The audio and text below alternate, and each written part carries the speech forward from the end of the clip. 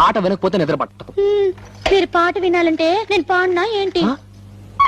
ఏమిటి, నువ్వు పాటలు పాడతావా? ఏంటండి మరీ అంత తేలిక తీసేశారు? మా ఆశ్రమంలో ఫంక్షన్లు జరుగుతున్నప్పుడు పెద్ద పెద్ద వాళ్ళు వచ్చినప్పుడు నా చేతే పాటలు పాడించేవారు. పాటలు పాడుతున్నప్పుడు ఒకటే చప్పట్లు కొట్టే కొద్దీ నేను పాడేదాన్ని. మరి ఇన్ని రోజులు నాకు ఎందుకు చెప్పలేదు డార్లింగ్? ఏదో ఒకటి వదులు.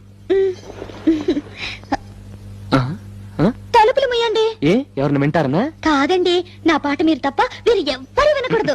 నా పాట మీకే అంకితం. ఓ ఏం కొట్టేవి నచ్చలక. వస్తానుండు, నీ పాట నాకే అంకితం. ఓకే, ఏది పాడు.